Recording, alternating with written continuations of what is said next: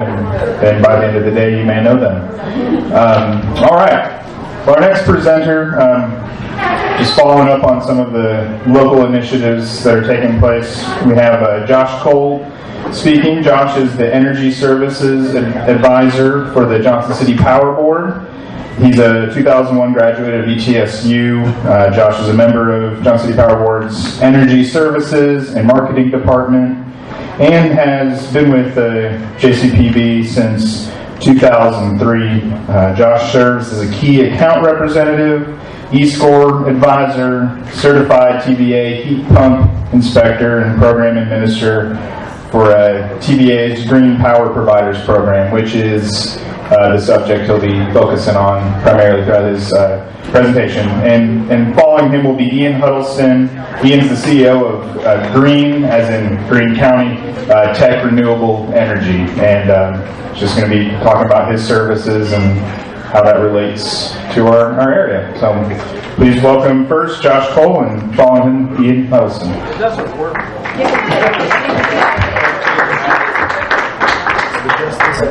We'll see.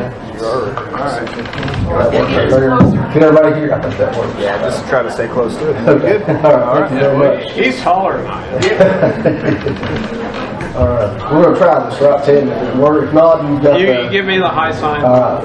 Sounds good.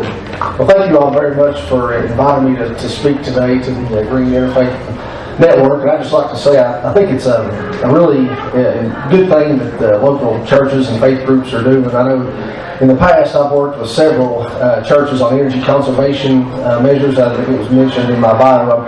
My primary role with the Johnson City Power Board is a key account representative, which basically that means large commercial customers, or small commercial customers, businesses, churches, nonprofits. We assist them with managing their energy usage and offering programs that TVA that may be available to TVA. I know Don back there in the back of St. Mary's has worked with him on several projects and helped them hopefully reduce some of their energy consumption. So I appreciate that. And Ted, I think you mentioned you have lived in Johnson County. Yes, I okay. do. What MEC, what part? Shady Valley. I was born and raised Shady Valley, so I wondered if you were, if you knew what side of the county you were on. But yeah, That would be. We're 8 miles from Virginia. Yeah, right. Yeah, so we're in the outskirts of Shady Valley. Outskirts of Shady. Okay, where I'm from originally, of course, went to high school in Mountain City, but we're talking about the snowfall, and I can remember. I grew up, I guess, in the 80s and 90s, and I can remember large, huge snowfalls there. Out of school for months at a time. So, but you're right, you don't see it like you used to for sure. So that's a big change. All right, we'll go ahead and get started. As mentioned, also in addition to being a key account representative for the Johnson City Power Board, we also do. I manage the Green Power Providers program, and just a show of hands, is anybody familiar with Green Power Providers? Okay, so it looks like we've got some familiarity here. Okay. Of course, Ian's very familiar with it as well. Yeah. So what? And this is a program, for those of you who don't know, Johnson City Power Board and other local power companies can choose to participate in the programs that TVA offers. Of course, obviously, we're very interconnected with TVA. They're our wholesale electricity provider. But this is a program that power companies can choose or not choose to be in. And pretty much if anything that TVA offers that will help our customers, we do that. We participate in it. We've got some other initiatives that we'll hopefully look for. As we make this transition from Johnson City Power Board to Johnson City Energy Authority, we hope to do some other things that maybe even outside of what TVA offers to offer our customers and help our community. But just to get started here, we'll go ahead, and what I'm going to talk about is specifically the Green Power Providers program, what it offers, some of the details. If you've got interest in it, the steps that need to be taken. I'll also touch a little bit about on energy efficiency, because I think those kind of go hand in hand. I think sometimes energy efficiency might be the priority, and then get on your side of the meter, get your house in good working order, and as far as energy goes, and then look at some other options where you can maybe zero out your usage totally. So do the first slides here and see if this works. Oh my All God. right, it works. All right, so Green Power Providers. This is a program that has been available to customers in various forms. Under the old name, it was Generation Partners. And I think it started in about 2003. Since then, I think about 5 years ago or so, they changed the name to Green Power Providers. And it's part of TVA's offering as far as their renewable energy offerings. And the word is it's available for any commercial, residential, industrial customer, as long as your local power company is a TVA provider of electricity. Some things that would not qualify for that, and I think this is built into the language of the contract. You can't just set it on, a light pole or like a mobile housing unit, something that can be moved around. Any solar installation would have to be at your place of business or your home, where you as a consumer of electricity can consume that energy. But it is available. It's offered by, like I mentioned, TVA and any local power companies that offer, which I think most in this area do.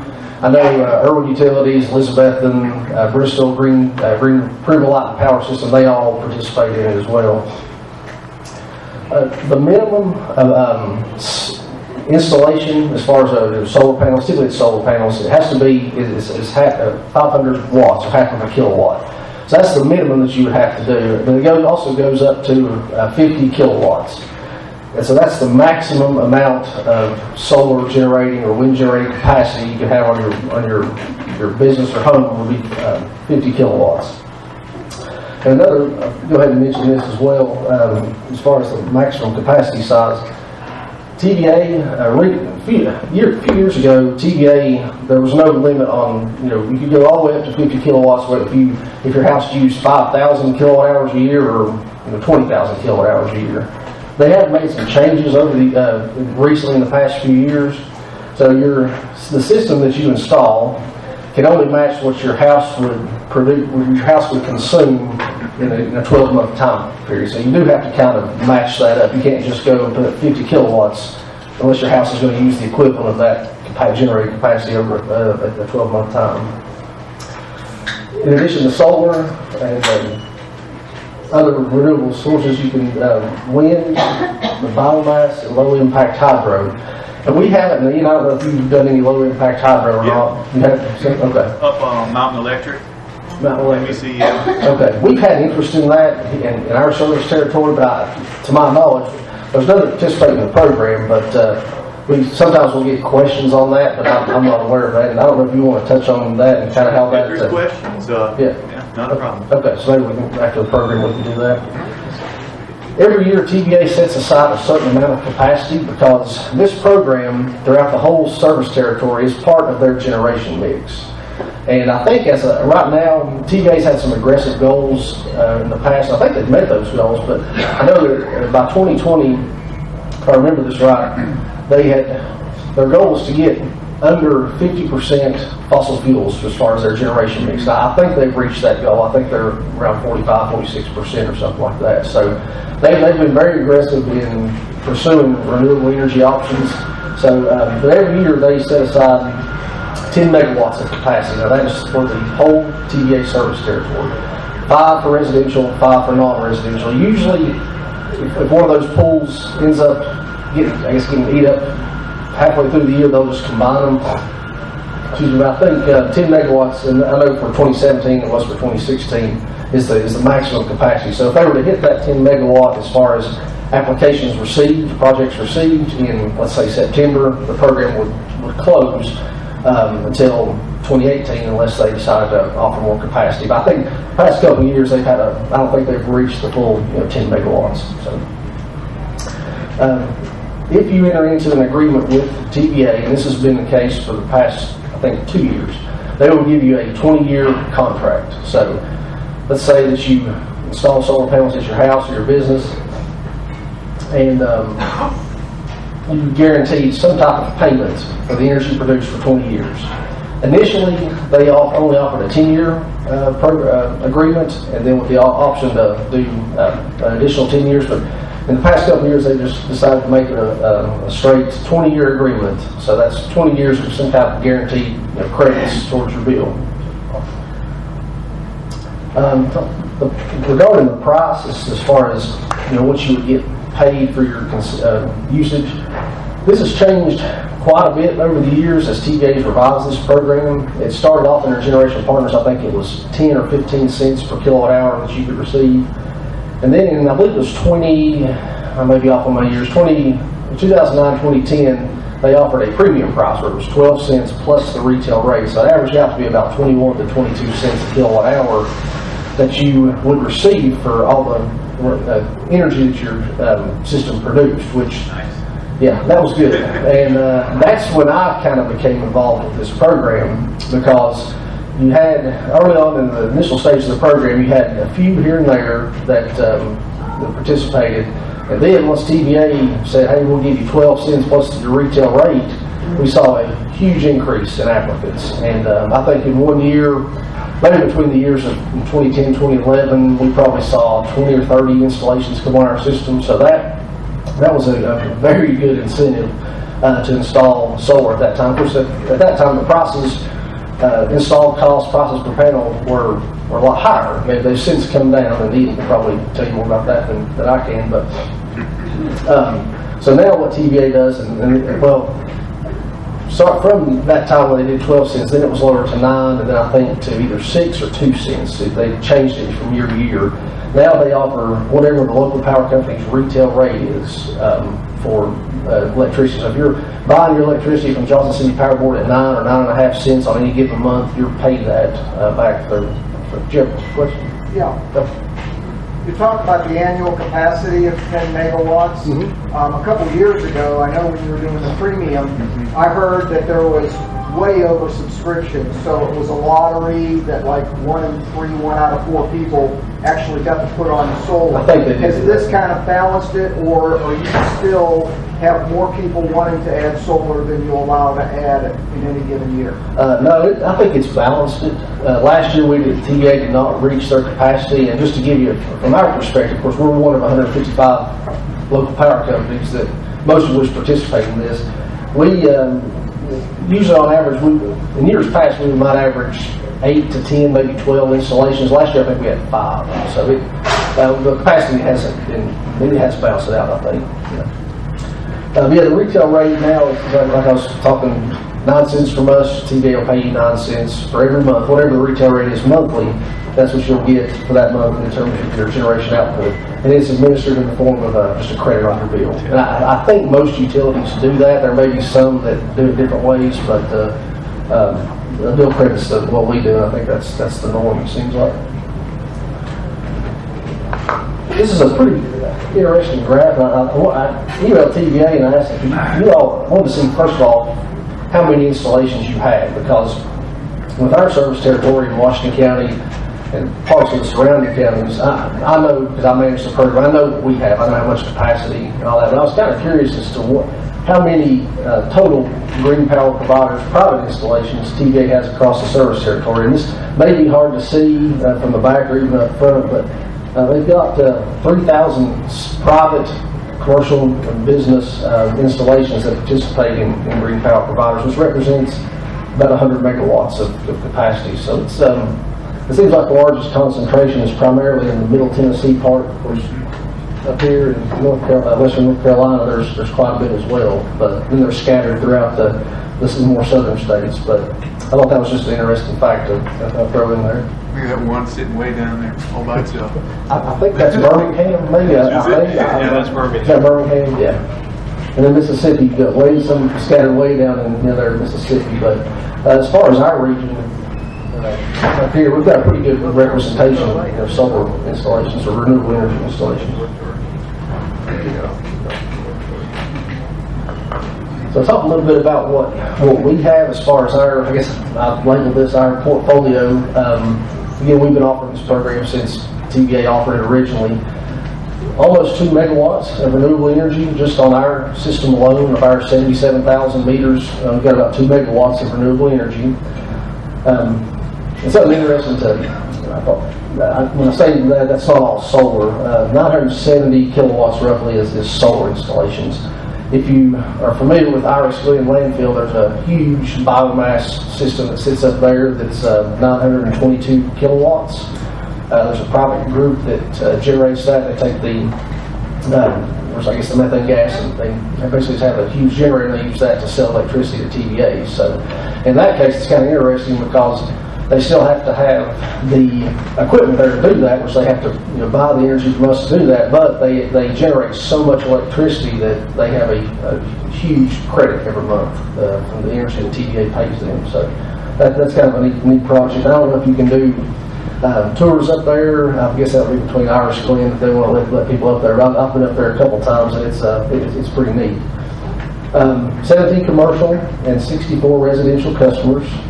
Average size for residential, this is obviously all solar, is about almost 12 kilowatts. Typically you see, I don't know, Ian, you may have some of those statistics on this. Typically we see around 7 to 10. 10 is probably about average. Yeah, it is. Yeah. They tend to stick with that. Yeah, and one of the reasons that 10 is probably kind of the average is that under the Green Power Providers Program, 10 kilowatt or less is what's considered a fast track project, which means you don't have to match your energy requirements to your home. So if you do 10 or under, TVA can kind of push it through a little quicker, I guess. Commercial average system size for solar, 23.3 kilowatts roughly. So we've got 17 of those. Not a large percentage. If you look at our service territory, we have 77,000 meters. We've got 81 sites, so that's a very small percentage, but still with 1.9 megawatts of renewable energy, I think that's pretty good numbers. I'm not sure how that compares to other local power companies. I'm sure the larger metropolitan areas like Nashville, Chattanooga, and some of those places have more, but for that, I think for our area, that's pretty good. Okay, talk a little bit about the process, and this is, again, just if you yourselves or your organizations, churches, or if you know someone who's interested in doing a solar installation, this just breaks down the process. The first thing you have to do, we mentioned that 10 megawatts of capacity that TVA sets aside each year. Every time they get a capacity reservation request, that eats into that 10 megawatts. So the first step would be to do that. You can access that at our website or directly at TVA's. But basically, you just go in there, you say, hey, I want to put X amount of kilowatts of capacity on my house or my business, and then they'll send that to us, and we just verify that you're a customer of Johnson City Power, or if you're a customer of Elizabeth Electric or Bristol, they'll do the same with them. And once we kind of approve that, TVA you'll enter into a participation agreement with TVA. And this is the actual contract, the 20-year contract that you're agreeing to produce the electricity, and TVA is agreeing to buy 100% of that electricity that your system will generate. And once that's in place, each local power company has an interconnection agreement, because basically what you're doing is, even though TVA is buying the energy, it's connected to the local power company's distribution system. So there is a separate agreement, at least in our case, and I think it's the same for others. There's a separate agreement for the local power company. And from that point on, once those two have been executed and everything's been in place, you've got 180 days to install your system. So from the day TVA says, yeah, you're good to go, 180 calendar days, it's kind of like it's the deadline. And in the past, they've been pretty strict about that deadline. So if for some reason it got held up and exceeded that, you'd have to reapply for the program. I think it used to be a year, but they shortened it to 180 days a few years ago. From there, the system can be installed. After that, post-installation, it does require a state electrical inspection, whether that be within the city of Johnson City or out in the county. Someone from the state, a certified or licensed state electrical inspector, has to come out there, make sure the system's safe, for one thing, and that it's interconnected and designed properly. So once that's been completed, we come out, our engineers will come out, look at the system, make sure it's been interconnected based on our requirements, and once we give the okay, the system's commissioned, we set a meter and can begin generating electricity and sell it back to TVA.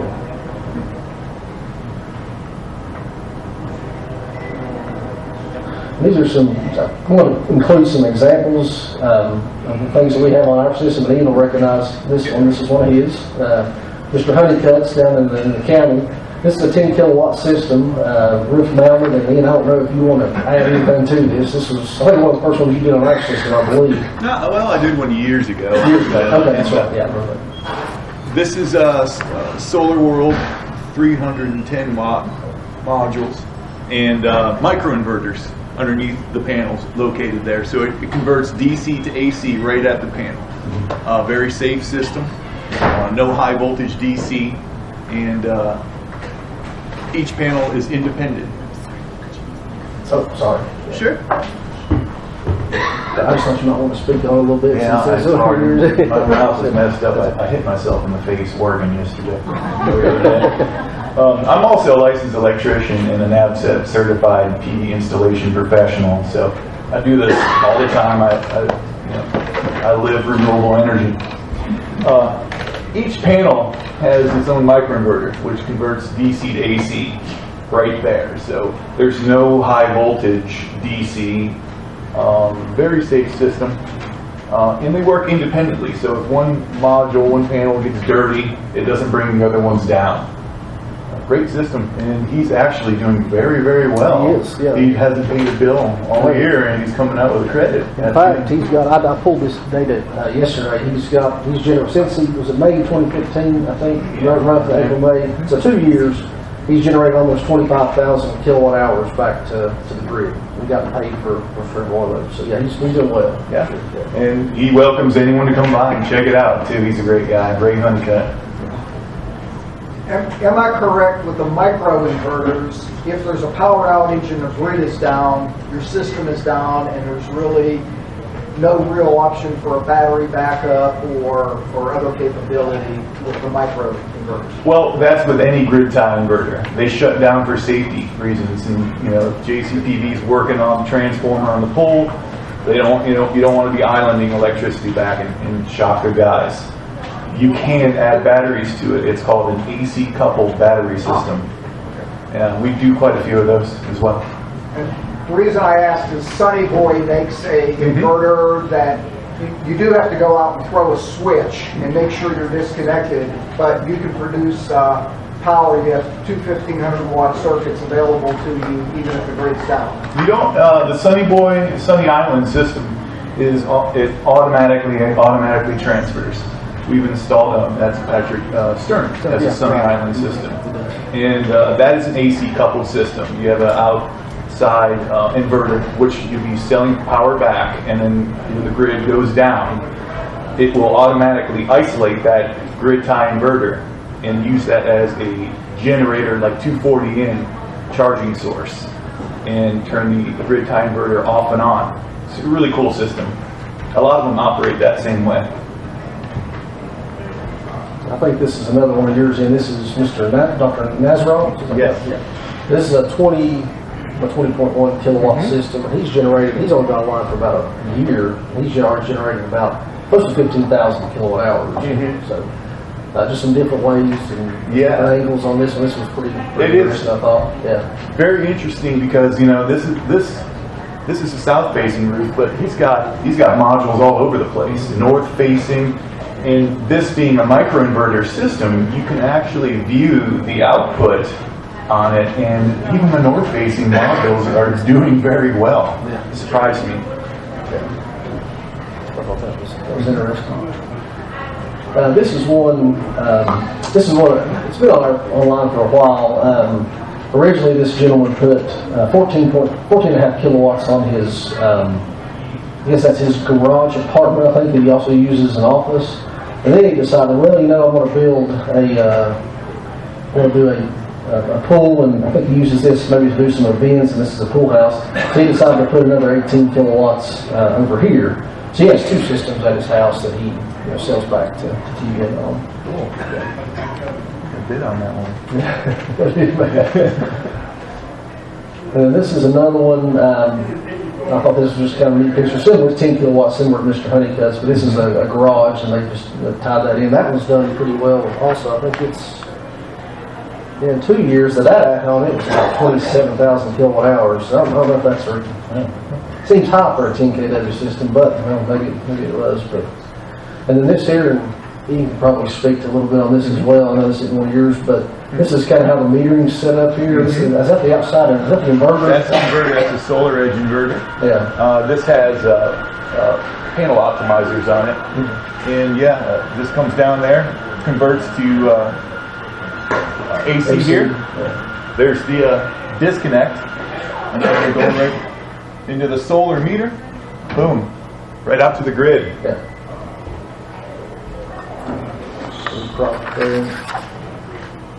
We've got another one here. This is a 48 kilowatt system. This is at a commercial site. It's out in an industrial park. I want to also show a ground mounted system. 48 kilowatts is what the nameplate of that was on. It's generated in about 4.5 years, about 313,000 kWh back to the grid, renewable energy. So that's pretty good. And it goes all south facing and stuff like that. With ground mount systems, you do produce a little more because photovoltaics work better when it's cooler. Heat causes resistance, so there's more airflow underneath these modules. Yeah, you would think that an optimal day would be 90 degrees and sunshine. It's actually about, I think we get probably the early fall, spring months are probably the most optimal months. We've got a lot of sunny days if the sun's out, but the temperature's mild. It's actually a great place here to do renewable energy because we have a cooler climate here. And we do get some rainfall, so it keeps your handles clean. Like putting them out in the desert, you're going to get a lot of sun, but a lot of dust. Yeah. So I always thought that was kind of interesting. I think that's the last one I have. Talk a little bit about, there's another program that's available in addition to green power providers, and I do not have a lot of personal experience with this, although we do have one customer on our system who is getting ready to go into dispersed power production. And that may be hard to see for those of you in the back, but basically what it is you can install, this is for systems greater than 50 kilowatts up to maybe a megawatt. I'm not sure as high as that possibly, but anyway, what they can do is at a much less cost, not the retail rate, but what they can do is they can self-generate, where they would install, let's say, just for numbers, 500 kW, which is a large system, at the site. And they can sell that. This becomes another TVA generating site. They can sell that back to TVA. The other option would be, that's one option. The first option, self-generation, would be that they offset their consumption. They just install behind the meter and they offset that. Any excess goes back to the grid with no payment. The other one is a dispersed power sell-all, where I was talking about earlier.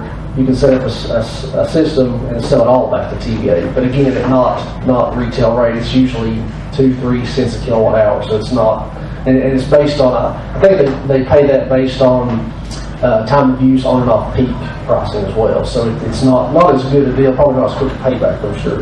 Then the other one would be self-generated plus contract, where you generate all your energy behind the meter, and any excess TVA will pay you with those same reported costs.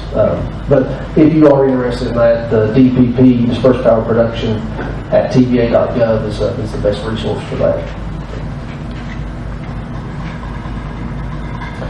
I wanted to talk a little bit about energy efficiency, because I think these kind of go hand in hand, and that's one of the other things that I do at the Power Board. Is, as I mentioned, helping key accounts, commercial customers reduce their energy consumption, as well as residential customers. We've got some programs available for that, but I attended a NAPCEP certification class a few weeks ago, same one Ian's attended, and probably others as well, but something that I learned, and of course it's common sense when you think about it, if you've got an off-grid PV system, that's critical, because whatever you install, if that's going to be your primary source of electricity, if you're off the grid, not connected to the local power company, you want to make sure your house is as energy efficient as possible. You want your electric consumption to be low, or definitely not exceed what your solar panels can produce. So, and I've listed some of the ways, and like I say, these are common things, probably nothing new here, but I did have some pictures that I wanted to add to this, and these are things that we have found. We go to homes and do energy evaluations. So obviously LED lightings, that's the new lighting technology, that's what everybody's going to. For commercial businesses, TVA actually incentivizes for that. If it's a large enough project, you can offset some of the costs for that. Air sealing, and this is kind of a good example of air sealing. I guess that's a bathroom or a sink. I guess it's a bathtub drain. But really, that's looking up from a crawl space or from a basement. And you can see that's wide open. So whatever the temperatures you're seeing in that unconditioned space, that's air infiltration into your house. So air sealing is a big thing that TBA and us really kind of hit on. Of course, heating and cooling system performances, that can be just annual maintenance tune-ups, thermostat settings. Then, of course, you can look at doing some installations of geothermal units, dual fuel systems, much more energy efficient, use a lot less energy than, of course, traditional heating systems or even air source heat pumps, which are still efficient. Sealed duct system, this one here, I don't know if you all can see, but that is one that we found where a duct came completely apart from the distribution system. So every time that heat pump or furnace or whatever air conditioner was running, a percentage of that, a large percentage, was going into the unconditioned space. So that could be part of your annual tune-up, but that's another thing that we highly recommend that you pay attention to. Of course, attic insulation. This is an attic that has very minimal. I think those are 2x4s, and you can see it doesn't cover the 4 inches of a 2x4 there. So in this case, this home needs a lot more attic insulation. And water heating, that's about 15 to 20% of your home's monthly or annual usage. So water heating is key, and there's some new technologies, or fairly new technologies, like heat pump water heaters that are very efficient versus the conventional electric resistance water heaters. And I think you do some solar water heating as well? They're actually solar PV. Solar PV, yeah. We offer the Sun Bandit system. It utilizes photovoltaics, the same panels you would use to generate electricity to sell back to JCPB. You can use these panels to heat your water off the grid. It's really cool. It's sunbandit.us. We have some brochures if anyone's interested. Some neat technology as far as water heating goes. And I think some statistics I've heard, if you convert, I'll just use the heat pump water heater as an example, and you might have some data on the Sun Bandit thing. Heat pump water heaters can save estimated $300 a year on water heating costs, so that's, of course, they're more expensive up front, but that's pretty significant as far as the savings go. And then, Energy Star appliances, windows and doors, all important things as well.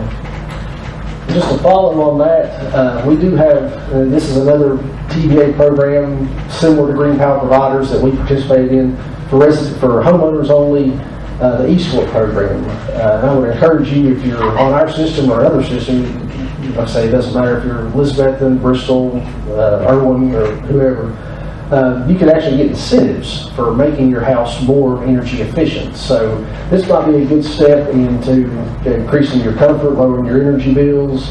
There is incentives and financing available for this for qualified applicants.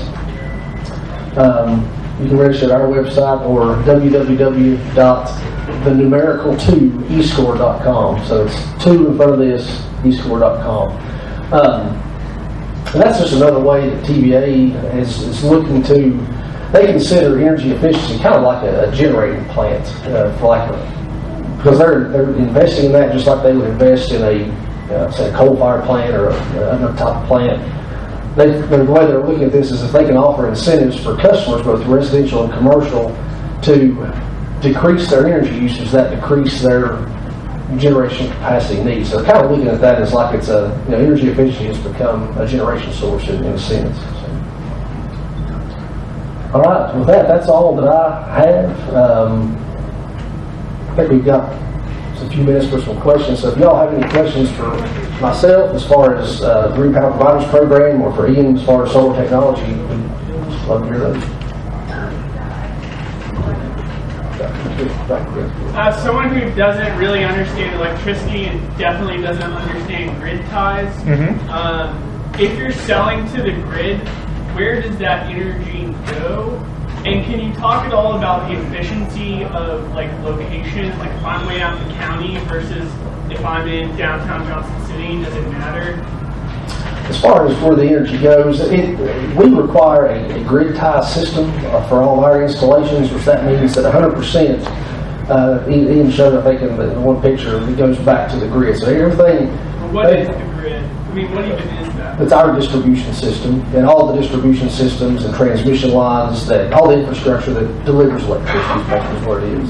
So TVA, we set a separate meter there, and TVA looks at how much energy was put back to the grid. So they buy that from the customer, and then maybe it's sold somewhere else, but it's just part of the system, the AC current that flows, you know, throughout all the grid or the transmission systems. And it's basically just like when they generate something from, let's say, a hydroelectric plant or a natural gas plant, a traditional source.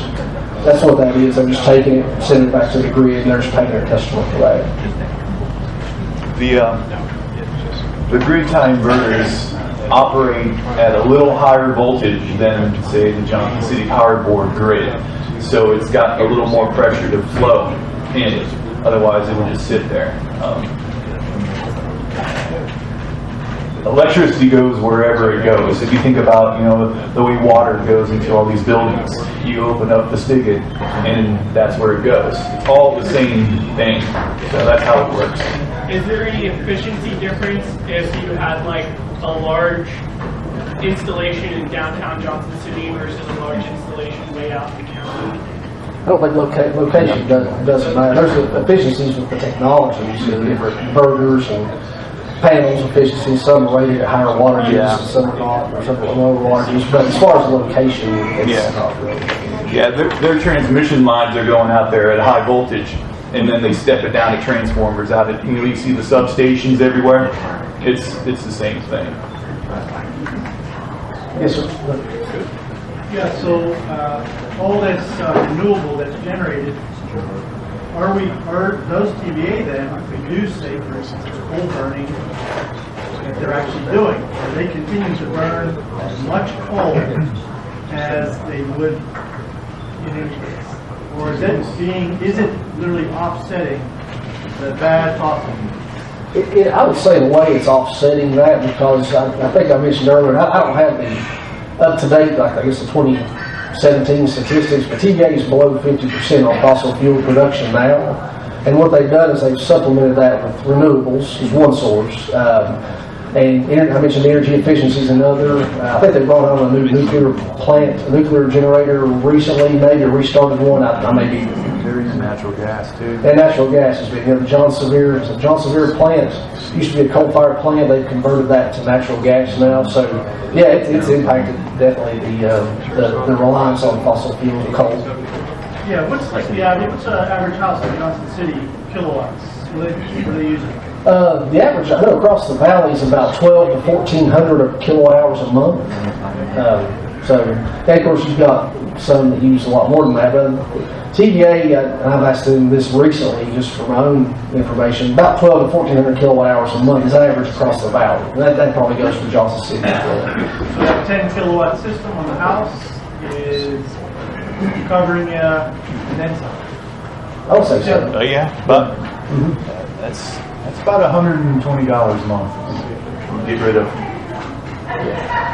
And plus, like we mentioned, the more you make your house more energy efficient, that's the less you're consuming, but then you can produce an excess. That much better. Yes. Oh, yes, ma'am. I'll say it. Okay. Okay, I may have misunderstood earlier, so I want a clarification. I believe you said that there was a cap on the amount of green energy produced or that TVA will buy or something like that, and that it was 10 megawatts? Mm-hmm. Did I understand that? That is for this program. They have other programs that are available. There's one called the Distributed Solar Solutions, DSS.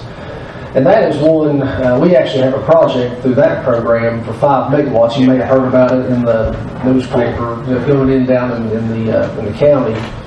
And so what that program does is private installers, private groups can partner with local power companies and provide large-scale solar. So that's a 5 megawatt system. I don't know what the annual output is on that. It's probably over 1 million kilowatt hours.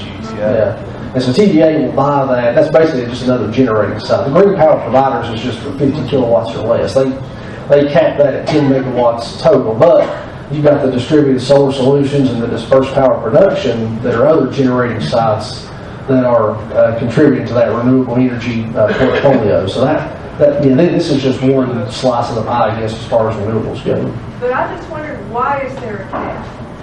Why can't people just generate as much that we can? I mean, is it just that TVA doesn't want to buy energy that they themselves don't generate? Well, I think it's just for budget reasons. I mean, you could install panels behind the meter, what I refer to as behind the meter, and offset your usage, and not even sell the TVA. So you would just power your own appliances and stuff like that. So, and that's fine. You can do that. This is just if you want to sell back to TVA. Okay. Now I did get solar panels from my garage. I live downtown Johnson City, and I generate 6 kilowatt hours. I think is the capacity. But I do sell all my power to you guys, and I've got one of those 20-year contracts. Oh, good. Okay. When that's over, I'll be really old. But when that's over, could I then, at that point, use whatever energy I produce on my own home? That's what I sell it all to you. That was the contract we made. Yeah, I think that's what you'll see, because after 20 years, I mean, TVA, I'm not saying they would do this, but they could say, oh, well, we'll give you another 5 years. I don't know if that'll happen. But in the case that they didn't, I was assuming that would just be just interconnect that back to the house, right? And just wire it back to the house. And one more question, it's my last one. Okay. Does TVA have any plans on increasing that cap? It's been 10 megawatts for 3 to 5 years. I don't think so. Now they may, but I hasn't been filling up at all. But it hasn't I been asked filling up. because he brought up the coal powered thing. If we're able to generate this much renewable energy, it seems to me it would be better for TVA to try to increase that cap every few years and reduce the non-renewable energy that they produce or whatever. Okay. Yeah, it may. I don't know if they're going to increase it, but like Ian said, it hasn't filled up the past few years, so I don't. But you're seeing these distributed solar solutions of DSS projects, and they've already approved. I think they approved. I think it was 10 megawatts or 20 megawatts last year. I think they've already had applications for another 10 to 20 for 2017. So they are increasing the cap. Yeah. Just for this program, that's not me. The demand is not there. As it has been in the past. But yeah, they're increasing the Okay. Any other questions? Yes, sir. On average, then, is this a negative outlay for electricity then for your electricity if you do one of these programs? In other words, will you be paying for any of your electricity, or does it generally generate all that you would use on a net? As far as at your home? Yeah, the way it works is if you don't go behind the meter and offset your usage, we would be basically your secondary source, the local power company would. The way ours is set up right now is you still buy from us, but then you sell back to TVA, but the two can offset each other. So Green Power Providers, from a utility perspective, has been good for us because we're able to still sell electricity, but without having to, I guess, eat into margins and stuff like that. But So what I'm saying is that at the end of the year, is it a negative and maybe you get a little bit of extra money? Oh, yes, yeah, that's how. Yeah, usually. With the exception, like I mentioned, Iris Glen, and with the exception of that one and a few other larger sites, 50 kilowatt sites that were installed at homes years ago before the caps, usually we pay out if you have a credit after every 12 months is what we do. Yeah. But then, how do you have an idea on an average home how much that would be? I'm thinking of offsetting the cost of actually versus how much I'm going to get every year and how many years it's going to take for that. Yeah, some, I'll use one number sticks in my head because this particular customer follows his usage, to the half of a cent. And so, that's my guy. And we probably, I would say he makes $300 or $400 a year. So on that 12th month, we send him a check for the difference, which is, I'll say $300 to $400. It varies, but that's about average. Now during the year, he still has to pay the bill. It depends. He still gets the credit monthly, so one month he may have let's say a $10 bill, but then the next month, depending on the time of year and what the system did, he may have a $50 credit. So over the course of those, depends on how they balance out. And then he could be a net zero at the end of the year, or he might, if you tracked it over 12 months, he might pay $100 total. It just depends on what the weather and stuff like that has some impacts on it too. But yes, Kathleen. I had a question about the price of solar coming way down now. I know I work in tissue and we've priced a system for I don't know how many years, Josh. Yeah, Many years. We're going to get it this year, but anyway. Nice. We already have one, but we're trying to do another one. But my question is, when we looked at it, the payback was anywhere from 18 to 21 years.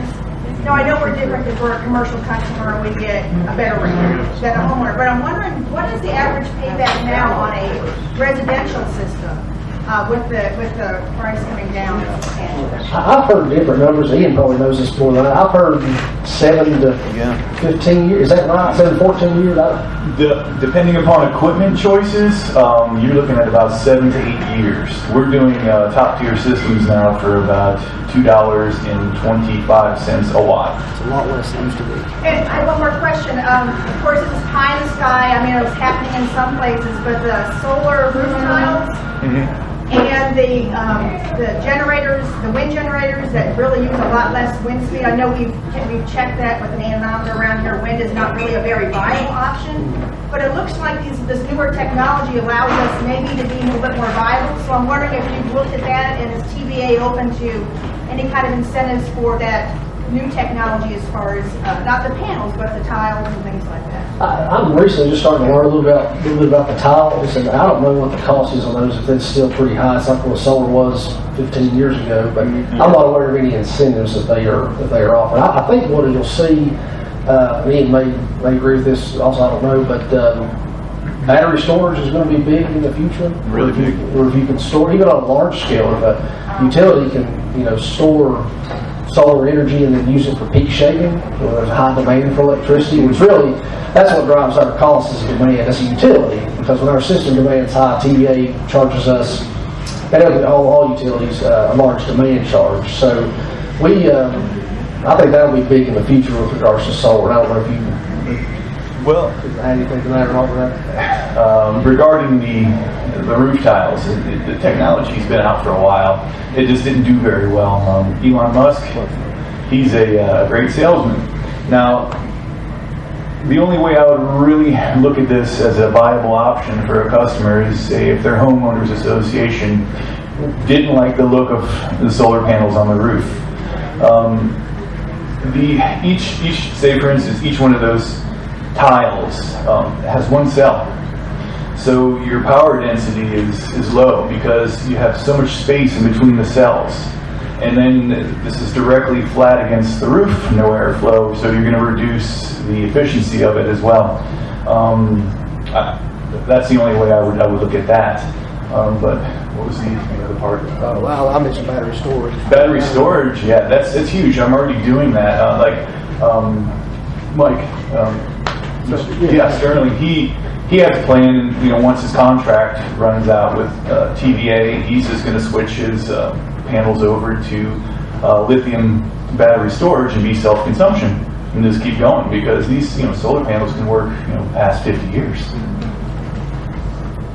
Are batteries also becoming safer?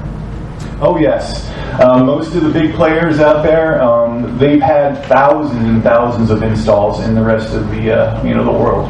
Like LG and Sonnen Battery. And Sonnen Battery alone has over 10,000 installations, and there's no problems. Yeah, I was going to say, if you actually look at homeowners insurance and claims, I think you'll find batteries are a lot more safer than the gas in your cars or gas for your lawnmowers and other stuff that people typically put in their garage. Mm-hmm. So it's not zero, but it's a whole lot safer than gasoline. I have one more question. I had this done at our old house, and it was great, where you all came out and did the evaluation for energy, and there was I don't remember, a cost, and then you got that back if you actually did some of the recommendations. Is that still how that program works? It is. That's the in-home energy evaluation program, which is what I think you went under, and it's a little bit different. The E-score, there's a $75 fee. Unlike the IHE, I don't think it's refundable, but it doesn't, it's not refundable, but the incentives are greater. So under the old program, which you went under, it was $500 max for insulation, heat pumps, and then you could redo your whole house. 500 is what you can get. There's no cap. There's caps on individual things, but the incentives are greater though. So for instance, you could probably get up to, I don't know, maybe $1,000 worth of incentives when you factor in windows and heat pumps and air sealing, attic insulation. So it's a different version. There's some changes, but the biggest thing is that the incentives are better than what they used to be. Sun Bandit's included in that. Oh, is it? Yeah, the Sun Bandit's included. You don't get any incentives, through eScore, but if you install it, you get a perfect 10.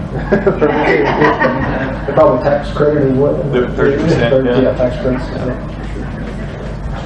Any other questions? We may or may not be close to getting out of time, but I'm going to stick around for a little bit. And if you have any questions, I've got some materials here on the green power providers, green power switch programs, and business cards if you'd like to, have any additional questions past this.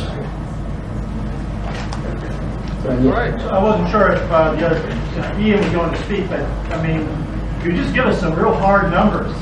How much for a system? How much does it pay back? What's the generator? Well, concrete numbers, you're looking at $2.25 a watt installed. So say if you install a 10,000 watt system, you're about $22,000. Break even, 7 to 8 years. This is a system that has a future-proof system, so you can add batteries to it at any time. And I have some information. Yeah, how much on the batteries nowadays?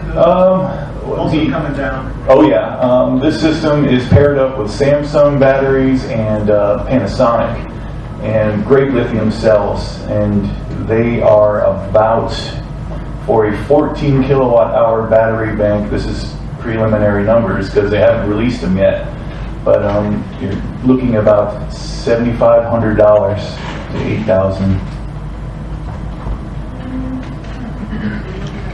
Yes. And am I correct, that $22,000, on top of that, you get the 30% homeowner tax credit, Oh, which yeah. drops your price down to about $15,000. It's great. The tax credit's great. Take advantage of it. And I'll be talking about an install this afternoon, and basically, mine was 3 years old, so it's more expensive, but $19,000, but I'm safe, and I'll go through all the savings. When I initially installed my system back in, what was it, Generation Partners, it was, the prices we were doing were about $8 to $10 a watt installed. It's crazy expensive. That's it.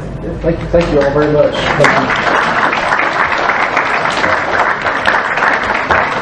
Thanks, Josh and Ian. All right, couple quick notes. Our next presentation will begin at about 12:30 with Anna McKay, and I'll do the introduction at that time.